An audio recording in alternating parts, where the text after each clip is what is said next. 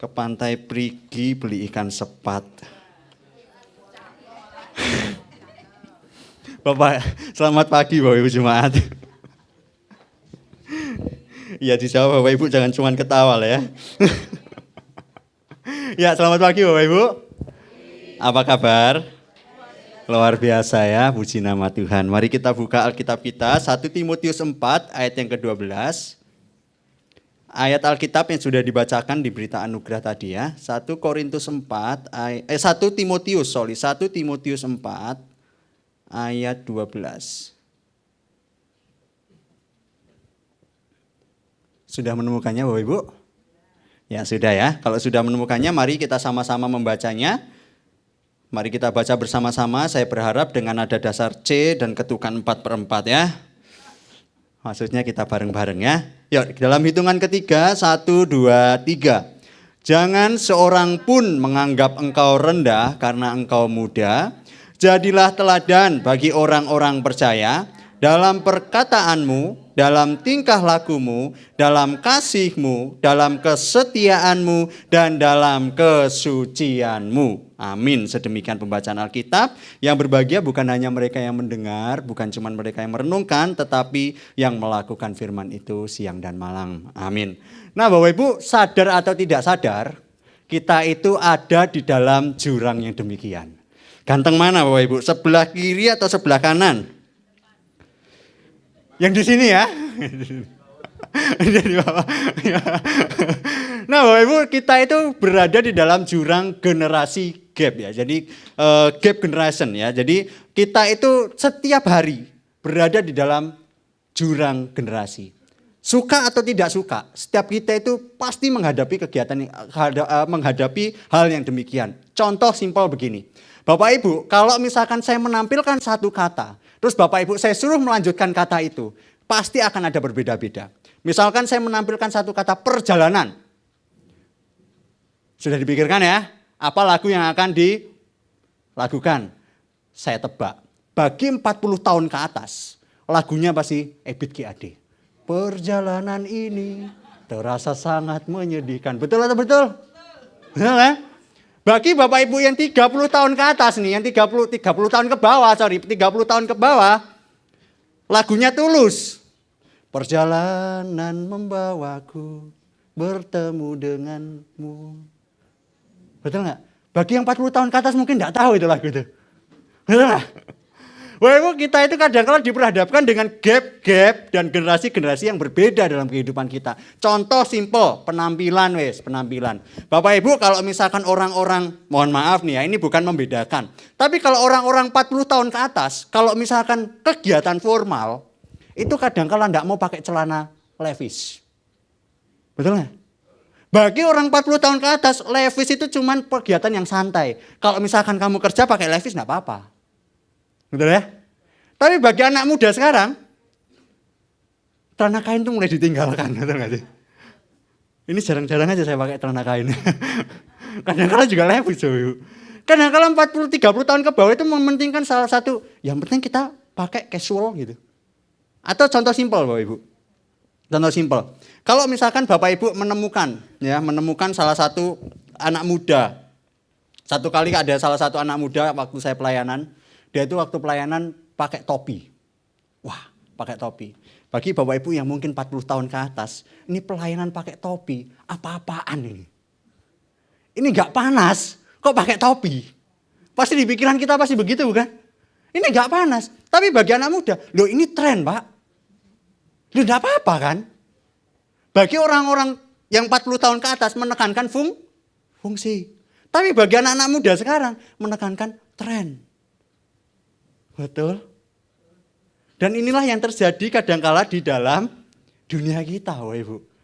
Kadangkala sekarang ini ada begitu banyak generasi-generasi masa kini. Dan tidak heran di gereja masa kini juga mengandung hal yang demikian. Contoh simpel, saya pernah menampilkan hal ini, Bapak Ibu. Kadangkala di gereja itu ada spiritualitas anak tangga. Spiritualitas anak tangga itu begini. Kalau misalkan orang-orang yang lebih senior, waduh, ini imannya tak tergoyahkan. Superior. Gitu kan. Imannya tak tergoyahkan. Nah sekarang masalahnya adalah masuk dalam dunia usia. Kadangkala. Bagi orang-orang tua, waduh dia itu sudah makan asam, garam. Kalau anak-anak muda masih bau, kencur. Saya enggak tahu kenapa kok kencur ya. Tapi bukankah demikian kadangkala kita memikirkan hal itu. Apalagi kalau misalkan dunia ada hamba Tuhan yang lebih muda daripada jemaatnya. Bapak Ibu kadangkala kalau hamba Tuhan masuk yang lebih muda, aduh Bapak Ibu kadangkala dianggap sebagai orang yang paling tahu segalanya. Saya itu kadang heran Bapak Ibu, ada pernah satu jemaat itu tanya, ini saya paling muda kayaknya ya. Bukan ya, saya lumayan muda ya. Ada saya itu sebenarnya cucunya bapak ibu jemaat yang di sini. Masih cucu gitu ibaratnya. Nah Bapak Ibu satu kali pernah ibu ini tanya sama saya. Kak, saya ini tidur ya enak juga. Tetapi setiap kali bangun tidur kok leherku sakit Pak.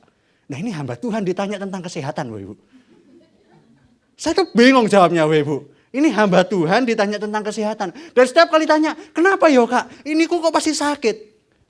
Bapak Ibu kalau misalkan Bapak Ibu tidak mendalami satu bidang tertentu ditanya bidang itu apa respon Bapak Ibu? Kadang jawabnya enggak tahu. Gitu kan? Nah, saya ini hamba Tuhan, enggak mau jawab itu juga sungkan, benar enggak sih? Makanya Bapak Ibu enggak heran, Bapak Ibu pasti menemukan banyak hamba Tuhan yang mukanya lebih tua daripada umurnya. Karena suruh jawab banyak pertanyaan.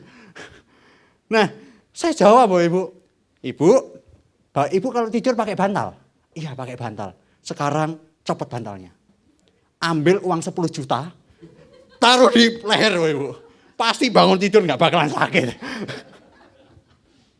Ibu kadang-kala kita juga memikirkan hal demikian bukan? Ibu kadang-kala kita itu penyingkiran sesuatu hal yang mungkin bagi kita berbeda tipe dalam gereja.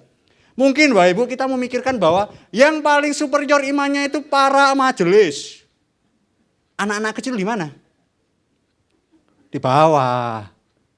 Sehingga nggak heran banyak anak-anak kecil nggak dilibatkan dalam dunia pelayanan. Mungkin dilibatkan hanya apa? Persembahan pujian. Atau ada begitu banyak orang yang memikirkan bahwa oh anak-anak kok nggak apa-apa lah. Mereka itu belum cukup imannya. Apalagi kalau misalkan anak muda. Ya jangan dulu. Jangan dulu lah. Yang lebih senior saja. Nah, Bapak pertanyaannya adalah, hal ini adalah tidak dipentingkan di dalam gereja. Kita itu sama-sama.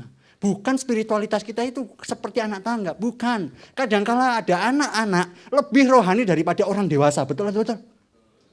Ada anak-anak lebih beriman daripada orang dewasa, betul? Ada anak muda yang lebih beriman daripada orang dewasa. Dan inilah yang terjadi dalam dunia gereja. Sehingga kita tidak bisa mengkotak-kotakan anak kecil di spiritualitas anak tangga. Contoh simpel Bapak Ibu, kalau misalkan Bapak Ibu doa makan, yang dicari siapa? Kalau acara besar nih, ada hamba Tuhan di situ. Yang paling pertama dicari siapa? Hamba Tuhan. Karena kenapa? Karena hamba Tuhan. Karena imannya cukup lumayan tinggi. Kalau nggak ada hamba Tuhan, majelis. Kalau nggak ada majelis, jemaat biasa. Kalau nggak ada jemaat biasa, anak pemuda. Nah sekarang pertanyaan kalau nggak ada anak pemuda siapa? Anak-anak. Kenapa kok anak-anak ditempatkan paling bawah? Bukankah ini spiritualitas anak tangga? Dan inilah yang terjadi dalam dunia gereja. Dan inilah yang terjadi dalam dunia kerja. Dan inilah yang terjadi di dalam segala sesuatu yang terjadi dalam hidup kita. Kadangkala kita itu saya sudah makan asam garam lebih banyak daripada Anda. Nah sekarang pertanyaannya, Kak kalau misalkan kayak gitu, bagaimana kita menyikapinya hal ini? Bapak Ibu hidup kita itu seperti taman. Hidup kita itu seperti taman. Ada yang besar, kita tidak bisa menuntut pohon anggrek sebesar pohon palem. Dewasanya anggrek yang mungkin cuma segini. Tidak bisa kita tuntut seperti pohon palem. Betul? Tetapi dalam keberbedaan itu bukankah satu keindahan yang luar biasa. Kalau misalkan di sini cuma pohon palem tok, bagus atau bagus? Tapi kita tetap terus harus menyadari bahwa dunia kita tetap tidak bisa memikirkan hal ini. Kita tetap memikirkan bahwa ada hal yang superior, ada yang tidak superior. Dan itulah terjadi dalam dunia kita. Saat ini saya ingin bilang begini, ini bukan khotbah yang ditujukan kepada anak-anak muda. Tetapi bagi kita semua. Bapak Ibu pasti ada orang yang lebih tua dari Bapak Ibu, betul nggak? Ada orang lebih tua. Dan Bapak Ibu mungkin akan dianggap, heleh, kamu itu masih anak-anak kok. Bapak Ibu, sekalipun kita punya cucu, tapi kita masih punya orang tua, pasti kita itu pasti dianggap anak-anak loh. Betul nggak?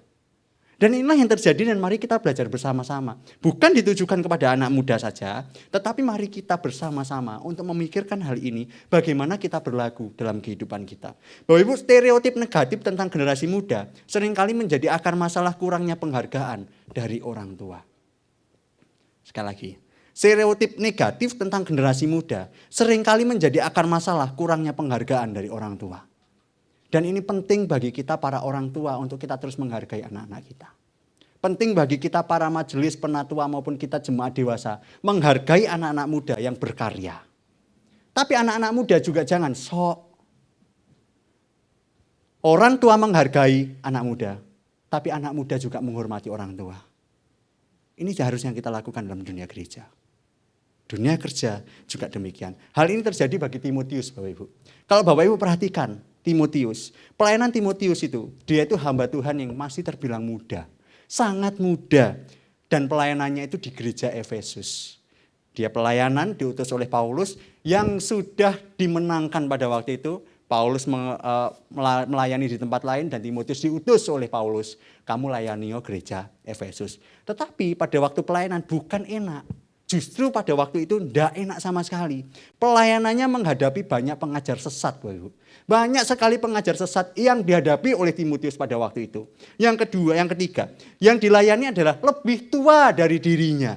Dan inilah yang terjadi bagi Timotius. Sehingga Paulus rindu untuk memberikan nasihat. Kamu sekalipun masih muda dan tantangan pelayananmu itu berat, aku nasihatin kamu di ayat 12 yang kita baca. Ya, kita dengan cepat coba kita lihat. Timotius bilang begini, janganlah seorang pun menganggap engkau rendah karena engkau muda. Bapak Ibu, kata menganggap rendah di sini, sebenarnya kata ini mengindikasikan 3 hal. Yang pertama, dihina. Yang kedua, diremehkan. Yang ketiga, dicemooh. Sekali lagi, dihina, diremehkan, ataupun dicemooh. Bukan hanya dianggap rendah biasa saja. Kamu akan bisa apa? Enggak cuma itu. Tetapi Pak Timotius menghadapi hinaan, menghadapi remehan. Yang ketiga adalah dicemooh. Hal ini terjadi di tantangan dunia pelayanan, Bapak Ibu. Kalau Timotius menerima hal itu, ternyata gurunya pun juga menerima hal itu. Kalau Bapak Ibu perhatikan 2 Korintus pasal yang keberapa saya kurang paham, 4 kalau nggak salah, 4 atau ke-5. Paulus sekali beritu, Ibu, diremehkan Mas Yan. Betul nggak? Pernah baca nggak sih? Pada waktu Paulus diremehkan oleh jemaat-jemaat di Korintus, kamu itu bukan rasul. Jemaat Galatia, kamu itu bukan rasul. Atau waktu itu Paulus dihina, bahkan dipukuli. Bukan cuma dipukuli, dicambuk. Cambuknya berapa? Kita tutup kepala dan kita berdoa. Cambuknya 40 kurang 1. Tulisan Alkitab 40 kurang 1 ya. Mungkin 39 ya. Atau 39 setengah. Dicambuk. Paulus sekali beritu, dia belajar mati-matian dari guru besar yang bernama Gamaliel. Tapi tetap dianiaya, dicemooh, bahkan diremehkan. Sekarang Timotius yang masih muda, bayangin Bapak Ibu. Di gereja Efesus dicemooh, diremehkan, dihina. Tapi Paulus tetap bilang, dinasihatin ya. Paulus nasihatin, jangan menganggap engkau rendah karena engkau muda. Nasihatnya Paulus apa? Jadilah teladan. Jadilah teladan. Bapak Ibu, ada satu kalimat yang menarik, yang mungkin bagi kita sudah paham semuanya. Kehidupan nyata lebih keras berkata-kata daripada kata-kata. Salah saya. Kehidupan nyata lebih keras berbicara daripada kata-kata. Ini memang tidak semua orang melakukan hal ini. Ya, memang ada orang dinasihatin, masuk telinga kanan, keluar telinga kiri. Tapi nggak ada ya di sini ya? Ada? Ada. Yang mana, Pak? Enggak ada ya? Udah ada ya. Tapi kadangkala kita memikirkan bahwa kita juga harus menyadari bahwa kadangkala memang kehidupan nyata itu lebih keras berbicara daripada kata-kata. Menjadi teladan itu akan terus-menerus berbicara lebih besar daripada seorang yang berbicara di depan. Apa yang dinasihatkan Paulus untuk menjadi teladan? Yang pertama, Bapak Ibu, dalam perkataan. Saya pernah khotbah, jika iya katakan iya, jika tidak katakan tidak. Selebihnya dari itu berasal dari, kalau Bapak Ibu berbohong dari,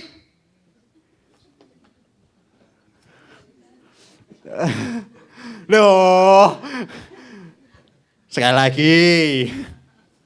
Jika iya katakan iya, jika tidak katakan tidak. Jika lebih daripada itu berasal dari si, kalau Bapak Ibu berbohong dari si, gak mau mengakui ya Bapak Ibu ya. Ketika Bapak Ibu gak mengakui, Bapak Ibu berbohong loh.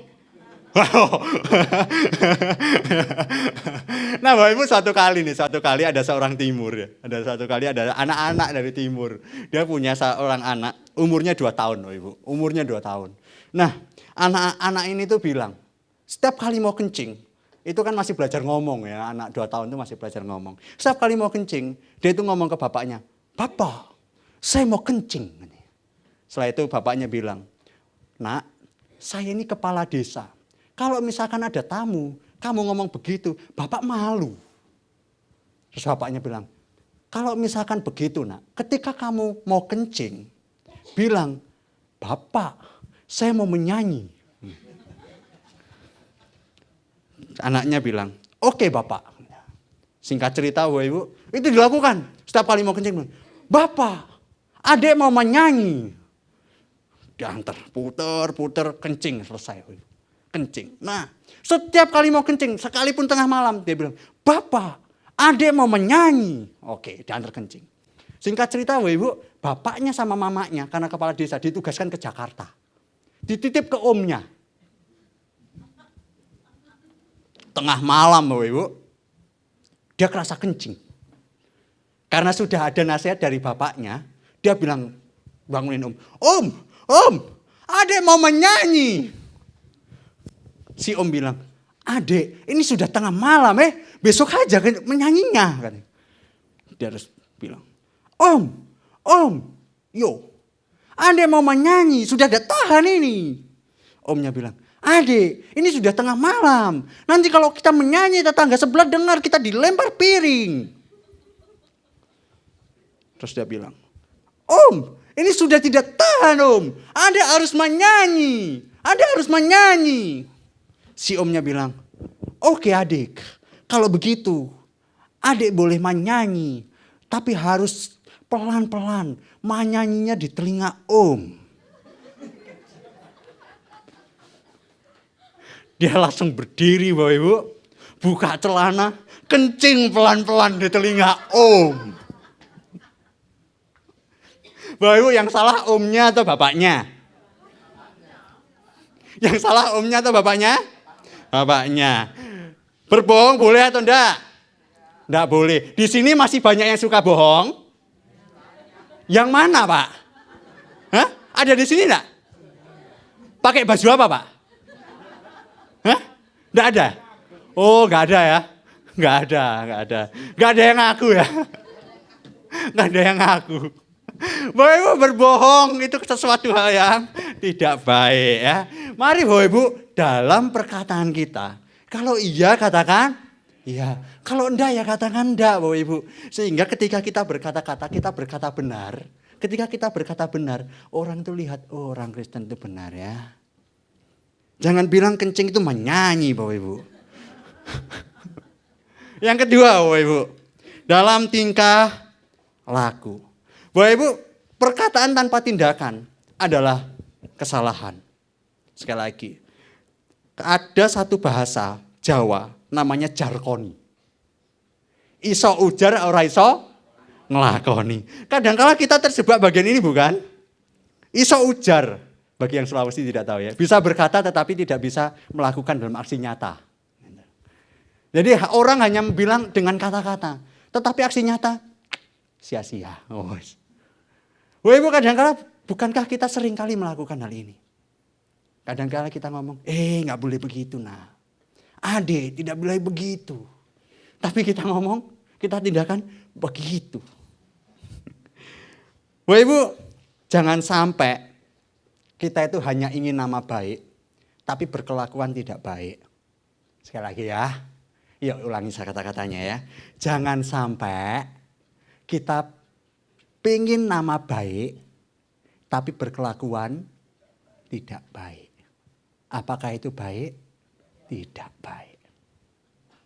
Setelah berkata-kata, kita harus melakukan dengan aksi nyata. Setelah aksi nyata, ternyata dilanjutkan Bapak Ibu, dalam kasih. Setelah kata-kata, aksi nyata, setelah itu di dalam kasih. Dan inilah yang nasihat Paulus kepada Timotius pada waktu itu. Jika kasih tidak disertakan dalam perkataan dan tindakan, hanya akan berujung pada kemunafikan. Bapak Ibu, banyak orang yang berbuat kasih. Banyak orang berbuat baik. Tapi kalau hatinya itu belum diubah sama Tuhan, ya semuanya itu hanya tulus. Itu hanya modus. Ya. Hanya berasal dari akal bulus. Enggak tahu saya bulus itu kenapa kok pasti dibilang kayak gitu ya. Bulus itu pasti dibilang licik. Katanya daging bulus itu enak katanya. Betul ya Pak Iwan ya? Wah, enak. Enak. Langsung lunyur. Tapi kalau saya makan mungkin berhenti di sini. Bapak Ibu, kadang-kala kalau misalkan segala tindakan kita yang tidak dilakukan dengan kasih, itu hanya berasal dari modus dan bukan dengan hati tulus. Mari Bapak Ibu, kita berlaku demikian bagi kita yang masih muda dan masih punya orang tua. Atau bagi kita yang mungkin di hadapan kita masih ada orang tua. Mari kita lakukan 3 hal ini. Tapi 3 hal ini masih belum cukup Bapak Ibu. 3 hal ini masih belum cukup. Yang selanjutnya adalah di dalam kesetiaan. Berlanjut sampai akhir. Setelah kita berkata, aksi nyata, dan semuanya diwujudkan di dalam kasih, ternyata harus diwujudkan terus di dalam kesetiaan. Percuma kalau kita mengasihi tetapi tidak setia. Amsal 20 ayat yang ke-6. Dia bilang begini, banyak orang menyebut diri baik hati. Oh banyak. Tetapi orang yang setia, siapakah yang menemukannya? Sekali lagi, ini Amsal dibilang. Banyak orang menyebut diri baik hati. Tetapi orang yang setia, siapakah yang menemukannya? Ada satu peribahasa yang saya suka di dalam bahasa Indonesia. Ini yang muda-muda pasti jarang tahu baik peribahasa ya. Kayak saya udah tua aja kan. Ada satu peribahasa namanya panas-panas. Wah, yang bisa jawab berarti pernah nginjak tai ayam. Panas-panas tai ayam. Panasnya sebentar, kalau misalkan setelah itu dingin. Nah Bapak Ibu, hal ini diungkapkan dengan kesetiaan juga. Kadang-kala kita itu panas di awal, tetapi pada waktu setelah menghadapi salah satu ujian, salah satu tantangan, udah enggak panas lagi. Seperti yang di depan ini, wah panas, ayo Sabtu jalan pagi. Setelah banyak tantangan, undur lah. Minggu depan ya, minggu depan. Nah Bapak Ibu, kesetiaan itu penting. Kesetiaan sangat-sangat penting. Suatu kali ini dari timur lagi, Bapak Ibu. Ada banyak cerita lucu dari timur ya. Suatu kali ada seorang sepasang suami istri. Dia protes kepada suaminya. Istrinya bilang begini, Bapak sudah tidak seperti dulu lagi. Bapak sudah tidak setia dengan saya. Bapaknya kaget. Hai adik, apa yang buat saya tidak setia? Kata bapaknya. Istrinya bilang, Bapak sudah berubah. Bapak dulu sedikit-sedikit ajak makan di luar. Setiap kali ada pakaian baru Bapak belikan.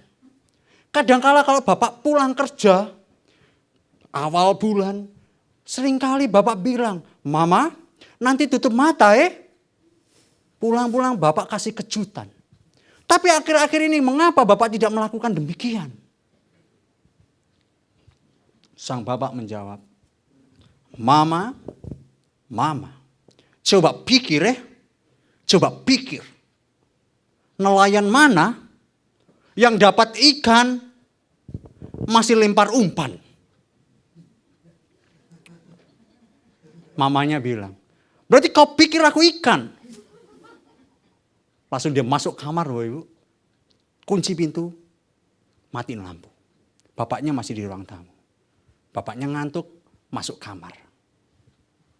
Ketok-ketok. Mama, buka pintu. Tidak. Mama, buka pintu. Tidur di luar. Bapaknya bilang, Mama kenapa begitu? Kita ini suami istri. Gak boleh begitu. Mamanya bilang, Bapak, coba pikir. Coba pikir. Nelayan mana setelah dapat ikan tidur sama ikannya?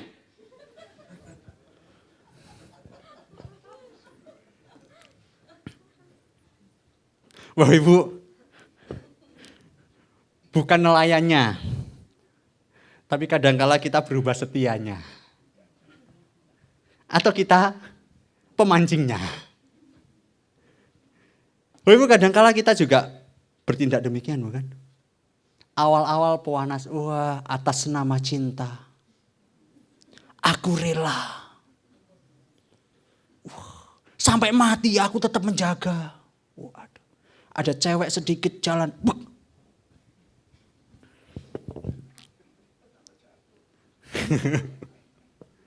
Atau begitu banyak, bukan?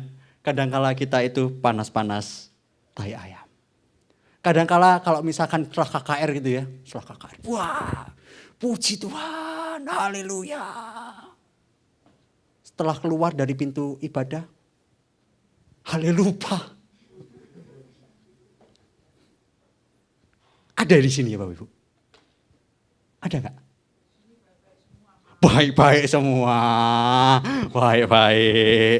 Baik-baik semua. Enggak saya lanjutin, saya mau tanya mana orangnya itu. Mau tak tanya mana gitu. Bapak Ibu, kadang-kala bukankah kita sering sekali bahwa waduh panas-panas ayam berawal, waduh panas sekali. Setelah KKR aku mau mengikut Tuhan. Setiap waktu, tahu-taunya sewaktu-waktu. Kadang-kala kita bilang, Tuhan aku mau mengikut setiap saat. Setelah keluar pintu gereja, Tuhan beberapa saat saja ya. Saat aku baik aku ikut engkau, saat enggak baik, jangan dulu.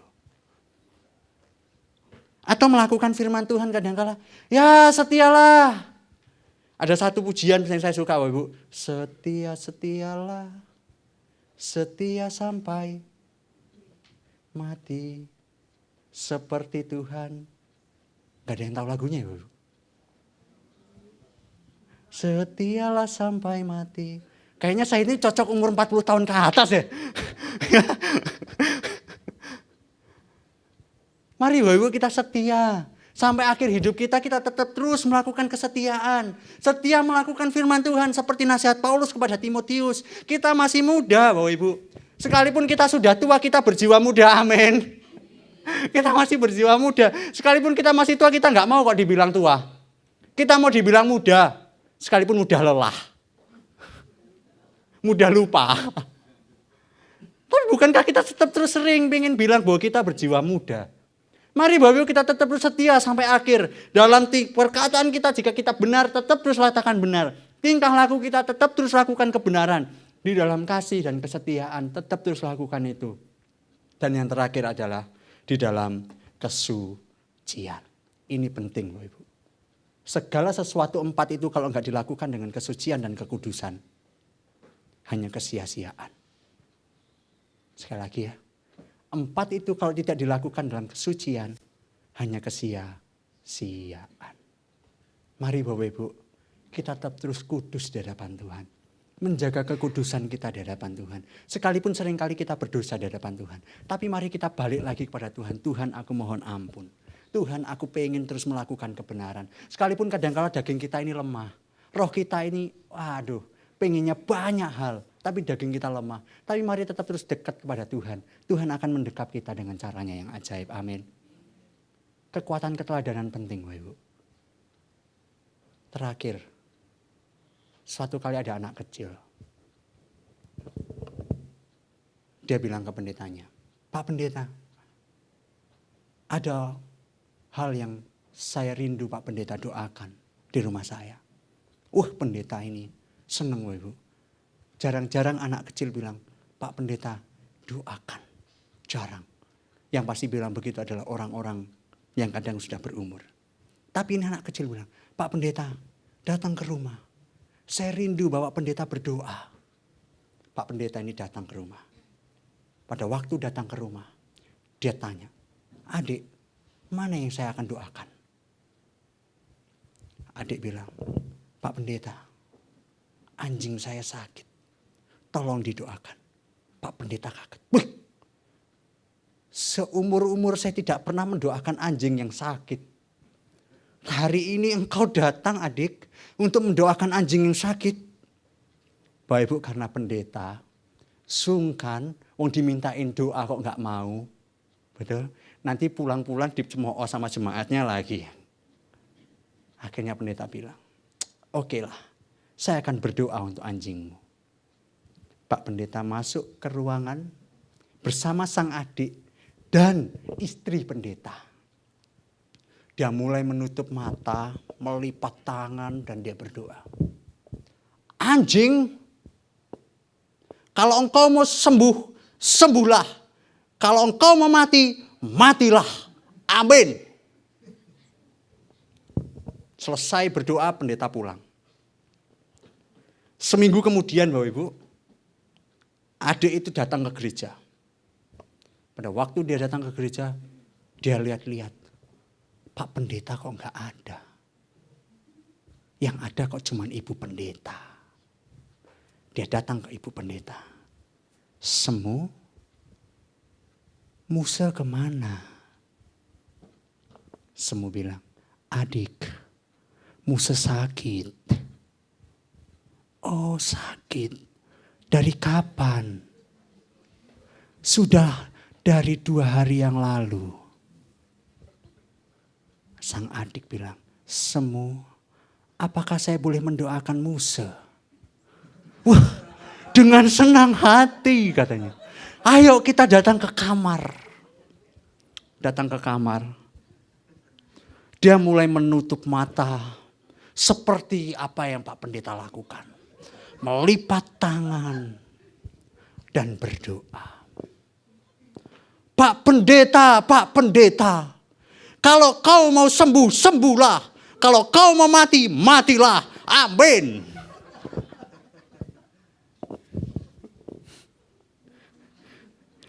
Bapak Ibu, ini mungkin cerita lucu. Tapi seringkali bukankah ini yang berlaku? Seringkali orang melihat tingkah laku kita lebih keras berbicara daripada kata-kata kita. Mari Bapak Ibu, ujung khotbah saya balik kalimat saya. Kehidupan nyata lebih keras berbicara daripada kata-kata.